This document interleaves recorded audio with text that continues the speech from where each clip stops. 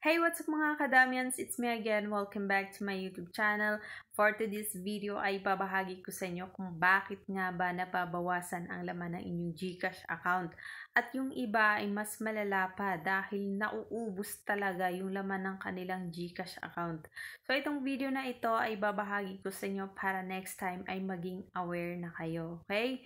So first is wag na wag kayong pumipindot ng link. Okay? Dahil yung ibang mga scammer ngayon ay gumagamit na sila ng link para makapang-scam. Yes po, hindi po kayo nagkakamali sa inyong narinig. Dahil yung link na yan ay kapag na-click nyo ay automatic nakukuha nila lahat ng mga impormasyon dyan sa cellphone mo.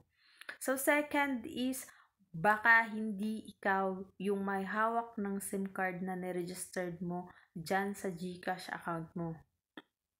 Actually, wala naman talagang problema dito. Basta't ang importante ay mapagkakatiwalaan mo yung taong may hawak ng SIM card na niregistered mo dyan sa GCash account mo.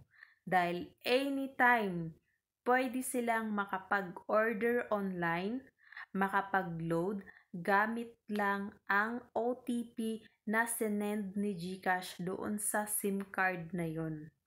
So, dapat mapagkakatiwalaan mo yung taong may hawak ng SIM card mo. So, pangatlo ay wag na wag mong ibibigay yung OTP o MPIN mo kung kani-kanino. Laging nire-remind yan ni GCash.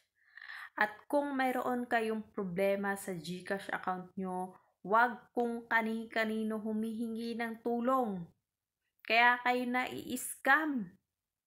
Dapat dumiretso kayo doon sa help center para lahat ng mga problema nyo sa GCash app at sa GCash account nyo ay magkakaroon ng solusyon. Hindi kayo na i-scam. So, ayan.